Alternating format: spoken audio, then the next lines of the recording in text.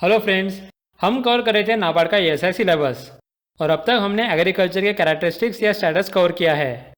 अब हम यहाँ the technical and institutional changes in Indian agriculture देखने वाले हैं। इस वीडियो में हम ये समझेंगे कि इंडिपेंडेंस के बाद से इंडिया ने एग्रीकल्चर डेवलप करने के लिए क्या स्टेप्स लिए हैं। सो चलिए स्टार्ट करते हैं हमारा topic, here the technical and institutional changes of Indian agriculture.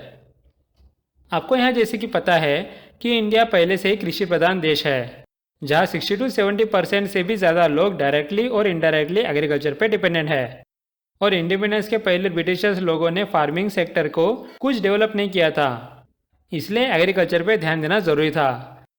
साथ ही इंडिया को डेवलप होने के लिए मैन्युफैक्चरिंग सेक्टर बढ़ाना ज़रूरी था, जिसका रॉ मटेरियल एग्रीकल्चर से ही आता है।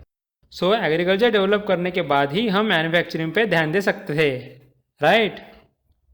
So since India is a Krishi Pradhan Desh where more than 60% of the workforce is involved directly or indirectly with this agriculture sector, reform in agriculture is one of the most important aspects of policy making in India for inclusive development. At the time of independence, Indian agriculture needed desperate reforms due to a vulnerability due to uneven distribution of water resources, inefficient farming, then dependency of about 60% of population, then the deterioration under British colonialism, and at last need of raw materials to kickstart the manufacturing sector.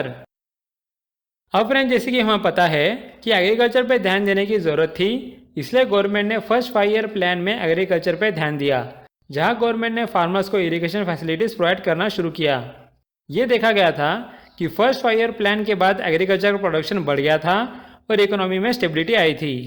लेकिन second 5 year plan में government ने monopolies model लाया और उसमें manufacturing sector पर ध्यान दिया गया, जिससे एग्रीकल्चर पीछे पड़ गया और आगे जाके इंडिया में फूड क्राइसिस देखा गया। मतलब जितनी हमारी पॉपुलेशन थी उतना फूड प्रोडक्शन नहीं मिल रहा था।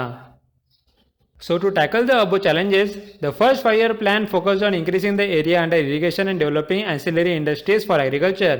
The plan was a huge success and led to an increase in production and stabilization of the economy. Here with the focus of the second 5 year plan shifting to the secondary sector, agriculture suffered a setback with India plummeting into a food crisis. अब जब हमारे यहाँ food crisis शुरू हो गया तो India को बाहर से मदद मांगनी पड़ती थी। सो इंडिया ने सोचा कि क्यों ना सीरियस स्टेप्स लेके हम सेल्फ सफिशिएंट हो जाए, तो इसलिए इंडिया ने सेल्फ सफिशिएंट होने पे काम करना शुरू कर दिया। इंडिया में इंडिपेंडेंस के पहले ही पब्लिक डिस्ट्रीब्यूशन सिस्टम शुरू था, लेकिन 1960s में उस सिस्टम को सपोर्ट करने के लिए गवर्नमेंट ने नाफेड और एफसीआई शुरू किया था।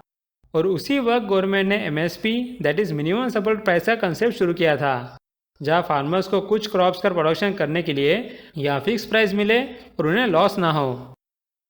So the food production of India and National Agriculture Cooperative Marketing Federation were formed respectively in the years 1965 and 1958 for price support, price regulation and the distribution of grains under the public distribution system, which was first started on 14 January 1945. At the same time, minimum support price was started to protect the interest of farmers and to encourage the farmers to adopt newer technology. MSP now covers 23 crops. उसके बाद government ने green revolution लाया, जो 1966 से शुरू हो गया था। इस रेवोल्यूशन में फार्मिंग में अच्छे सीड्स यूज़ होना शुरू हुए, मशीन्स यूज़ होना शुरू हुई, यहाँ केमिकल फर्टिलाइज़र यूज़ किए गए और इरिगेशन की मदद ली गई। अब आप यहाँ देख सकते हो कि ग्रीन रेवोल्यूशन की फार्मिंग में कितने रिसोर्सेज लगते हैं, जो सारे स्टेट्स के फार्मर अफोर्ड नहीं कर सकते थे।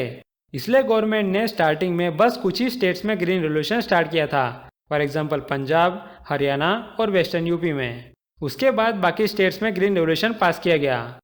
लेकिन ये देखा गया था कि अभी भी नॉर्थ ईस्ट स्टेट्स में ग्रीन रेवोल्यूशन नहीं पास हुआ था, इसलिए गवर्नमेंट ने राष्ट्रीय कृषि विकास योजना निकाली। उससे ईस्टर्न इंडिया में भी ग्रीन रेवोल्यूशन आ गया। So the green revolution, the first major technological reform, was initiated in 1966.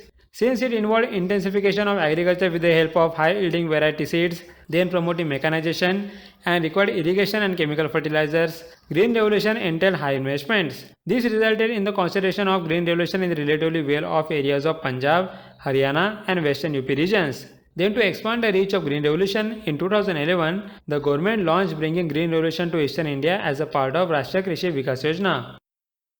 अब फ्रेंड, जब ग्रीन रेवोल्यूशन में गवर्नमेंट को अच्छा सक्सेस मिला तो उसी के बाद गवर्नमेंट ने एक वाइट रेवोल्यूशन लाया, जिसके फादर वर्गीस क्यूरेन थे। इस रेवोल्यूशन को हम ऑपरेशन फ्लड भी बोलते हैं। इस रेवोल्यूशन के बाद इंडिया में मिल्क कोऑपरेटिव्स बनना शुरू हो गए जो फार्मर से दूध लेके मार्केट में बेचते थे। इस सक्सेसफुल मॉडल की वजह से आज इंडिया मिल्क में दुनिया का लार्जेस्ट प्रोड्यूसर है। So taking the cue from Green Revolution, White Revolution or Operation Flood was initiated in 1970. Here the technological milestones like producing milk powder from buffalo milk for the first time in the world were achieved. The milk cooperatives were set up across all the country. Yet today, there are more than 70,000 milk cooperatives with about 3.5 crore farmers attached to them. With about 200 million tons of production, India is the largest producer of milk globally. Next green और white revolution के success के बाद government अलग अलग चीज़ों का production बढ़ाने के लिए रेवोल्यूशन ला रही है। उसे उसने नाम दिया रेनबो रेवोल्यूशन, जिसमें सारे रेवोल्यूशंस आएंगे। फॉर एग्जांपल ऑयल सीड्स के लिए येलो रेवोल्यूशन, देन फिशरीज के लिए ब्लू रेवोल्यूशन, फ्रूट्स के लिए golden revolution, non conventional energy के लिए ब्लैक और ब्राउन रेवोल्यूशन, एग्स के लिए सिल्वर रेवोल्यूशन, देन पोटैटो के लिए राउंड रेवोल्यूशन, मीट के लिए पिंक रेवोल्यूशन, देन फर्टिलाइजर्स के लिए ग्रे रेवोल्यूशन और या टोमेटोज के लिए रेड रेवोल्यूशन। और इन सब रेवोल्यूशन को प्रमोट करने के लिए गवर्नमेंट नए स्कीम्स भी ला रही है। So beyond with the success of two revolutions, India is now targeting rainbow revolution, green revolution for food grains, white revolution for milk, yellow revolution for oil seeds, blue revolution for fisheries, golden revolution for fruits, black or brown revolution for non-conventional energy, silver revolution for eggs, round revolution for potato, then pink revolution for meat, grey revolution for fertilizers, and red revolution for tomatoes. A variety of schemes like Pradhan Mantri Matsya Sampada Yojana, Mission for Integrated Development of Horticulture, etc. are being run by the government promoting these revolutions. Next government ने farmers के लिए एक बड़ा reform लाया, which is agriculture produce markets committee APMC। इसके under farmers को अपने products बढ़ाने के लिए मंडी बनाई गई थी, लेकिन इसमें फार्मर्स को प्रॉब्लम फेस करनी पड़ती थी। फॉर एग्जाम्पल मिडल मैन बहुत रहते थे जिन्हें फीस देनी पड़ती थी, और गवर्नमेंट के लोग मंडी में बैठे थे, इसलिए वो काम भी अच्छे से नहीं करते थे। इसी को देखते हुए गवर्नमेंट ने APMC एक्ट निकाला, जहाँ ये बताया गया कि कोई इंटरमीडिएटरी नहीं रहेगा, या सब फार्मर्स के लिए एक ही मार्केट फी लगेगी। साथ ही फार्मर्स अपने प्रोडक्ट्स पूरे इंडिया में बेच पाएंगे और प्राइवेट लोग भी खुद का मार्केट यार बना सकते हैं।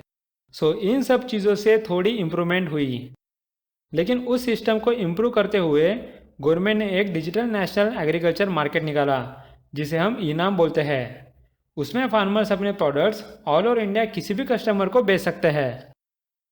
So during the 1960s and 1970s, Agriculture Produce Market Committee APMC mandis were established by many states here to protect the interest of farmers against the intermediaries and money lenders. Due to the restrictive nature of these mandis, government has come up with the Model APMC Act 2003 and 2017, which among other things advocates the contract farming model. Here to further protect the interest of farmers, e-NAM was launched in 2016 as a pan-India digital portal for trading agriculture commodities. It networks mandis all across India and ensures that farmers get the best price for their crops by enabling price discovery in real time. उसके बाद government ने ये देखा कि कुछ farmer के पास 100 hectare से भी ज़्यादा ज़मीन थी और बहुत सारे फार्मर्स के पास 1 एकड़ की भी ज़मीन नहीं थी। सो ये डिस्ट्रीब्यूशन बिल्कुल सही नहीं था। इसलिए गवर्नमेंट ने लैंड सीलिंग एक्ट निकाले, जहां ये डिसाइड किया गया कि एक फार्मर अपने पास कितनी ज़मीन रख सकता है, और जिन फार्मर्स के पास उस लिमिट से ज़्यादा ज़मीन होगी उनकी ज़मीन बाकी गरीब फार्मर्स को दे दी जाएगी। So in the 1970s, to ensure a more equitable distribution of land resources, land ceiling laws were introduced, which capped the area of land one could hold. Land consolidation was introduced at the same time to reverse the land fragmentation problem, which resulted in the efficient utilization of resources. अब friends, next हम देखने वाले हैं कि agriculture के technical और institutional changes में financial institutions में क्या रिफॉर्म लाए गए। सबसे पहले बात तो इंडिपेंडेंस के बाद प्राइवेट बैंक्स प्रॉफिट के लिए बस बिजनेसेस को लोन दे रही थी और एग्रीकल्चर सेक्टर को इग्नोर कर रही थी। सो गवर्नमेंट ने 1969 से बैंक्स को नेशनलाइज करना शुरू कर दिया। उसका रिजल्ट फार्मर्स को बहुत अच्छा मिला। ऐसा देखा गया कि एग्रीकल्चर सेक्टर को क्रेडिट 40 गुना बढ़ गया था। उसके साथ RBI और गवर्नमेंट ने प्राइवेट सेक्टर लेंडिंग का कंसेप्ट शुरू किया, जहां हर बैंक का लोन पोर्टफोलियो का मिनिमम परसेंटेज कुछ सेक्टर्स में होना चाहिए। फॉर एग्जांपल एग्रीकल्चर सेक्टर को 18% लोन मिल रहा है, MSME को 7.5% और विकर सेक्शन को 12%. So the bank nationalization and the priority sector lending mandate helped in the betterment of credit facilities to farmers. This increased the agriculture credit 40 times within the first decade of nationalization. At present, 18% of all loans are to be given to the agriculture sector by the commercial banks, 7.5% to the micro enterprises and 12% to weaker sections. Next 1975 में government ने regional rural bank का concept निकाला, जहां ये bank rural areas के सारे demands पूरे करेंगे. So regional rural banks concept was introduced in 1975 to meet the local demand of rural areas for agriculture credit and other banking facilities. Over 40 RRBs have been set up in India so far. Next government ने agriculture को credit और बाकी service बढ़ाने के लिए नाबार्ड को establish किया और कुछ ही सालों बाद 1988 में नाबार्ड ने केसीसी दैट इज किसान क्रेडिट कार्ड निकाला, जिसमें से फार्मर्स खेती के लिए फंड निकाल सकते हैं. So National Bank for Agriculture and Rural Development was established in 1982 to boost financial credit to agriculture as one of the aims. The most significant step in this direction taken by NABARD is Kisan Credit Card Scheme, which was started in 1988. Using KCC, a farmer can withdraw funds for farming and domestic needs. Next government ने 1972 से farmers को crop insurance देने पे भी ध्यान दिया. ये देखा गया था कि फार्मर्स के पास इरिगेशन फैसिलिटीज ना होने की वजह से उन्हें मानसून पर डिपेंड रहना पड़ता था. इसकी वजह से अगर मानसून के पीरियड में अच्छी बारिश नहीं हुई तो फार्मर्स को लॉस झेलना पड़ता था. ये ना हो इसलिए सबसे पहले 1985 में गवर्नमेंट ने कॉम्प्रिहेंसिव क्रॉप इंश्योरेंस स्कीम निकाली और आगे जाके उसे चेंज करके 1999 में नेशनल एग्रीकल्चर इंश्योरेंस स्कीम निकाली. ये दोनों स्कीम इतने सक्सेसफुल नहीं रहे क्योंकि इन इंश्योरेंस पॉलिसी के प्रीमियम्स कम थे और उनके अगेंस्ट क्लेम्स बहुत ज़्यादा आ रहे थे. The crop insurance was introduced in 1972 to reduce the vulnerability arising out of the low irrigation potential and irregularities of monsoon. However, it was in 1985 when the government started offering a widespread comprehensive crop insurance scheme (CCIS). This was replaced by the National Agriculture Insurance Scheme in 1999. Both CCIS and NAIS suffered from the problem of claims higher than premiums. अब friends, इसके पहले के insurance schemes के problem solve करते हुए government ने प्रधानमंत्री फसल बीमा योजना निकाली, जिसमें फार्मर्स को प्रीमियम्स बहुत कम भरना पड़ता था, लेकिन बाकी प्रीमियम गवर्नमेंट भरती है. फॉर एग्जांपल, रबी के लिए फार्मर्स को बस 1.5% भरना पड़ता है, देन खरीफ के लिए बस 2% और या कमर्शियल एंड हॉर्टिकल्चर क्रॉप्स के लिए ओनली 5%. So प्रधानमंत्री फसल बीमा योजना initiated in 2016 has subsumed all the crop insurance schemes. The premium rate is 1.5% for Rabi and 2% for Kharif crops and 5% for annual commercial and horticultural crops. There is no upper limit for government subsidies. अब friends, हम देखेंगे कि government ने agriculture sector में क्या irrigation reforms लाए हैं. सबसे पहले तो इरिगेशन फैसिलिटीज इंप्रूव करने के लिए गवर्नमेंट ने 1974 में कमांड एरिया डेवलपमेंट प्रोग्राम निकाला था. उसे फिर रिप्लेस करते हुए गवर्नमेंट ने निकाला accelerated irrigation benefit programme AIBP और अभी ये AIBP प्रधानमंत्री कृषि सिंचाई योजना का एक कंपोनेंट है. इस स्कीम में माइक्रो इरिगेशन टेक्निक्स को बढ़ावा दिया है, फॉर एग्जांपल स्प्रिंकल या ड्रिप इरिगेशन, जिससे पानी एफिशिएंटली यूज हो. So till the mid-70s, efforts have been made to create irrigation potential.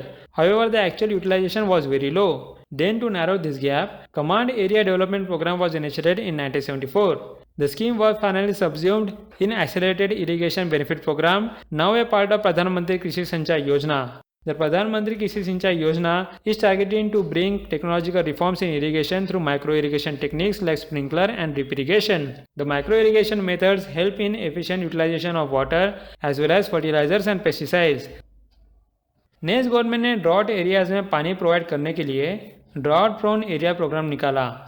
साथ ही डेसर्ट एरिया में इरिगेशन फैसिलिटी के लिए डेसर्ट डेवलपमेंट प्रोग्राम निकाला. उसके बाद कंट्री के वेस्टलैंड एरिया में डेवलपमेंट करने के लिए इंटीग्रेटेड वेस्टलैंड डेवलपमेंट प्रोग्राम निकाला था. ये सब स्कीम गवर्नमेंट ने मर्ज करके प्रधानमंत्री कृषि सिंचाई योजना के वाटरशेड डेवलपमेंट कंपोनेंट पे मर्ज किया है. So in 1980s, for optimum use of resources, sustainable outcomes and integrated planning, 3 area development programs were launched: Drought Prone Area Program, Desert Development Program, and Integrated Wasteland Development Program. Later, all 3 were merged into the watershed development component of Prime Minister कृषि सिंचाई योजना. अब हम last में देखेंगे कि government ने agriculture में क्या स्टोरेज रिफॉर्म निकाले हैं.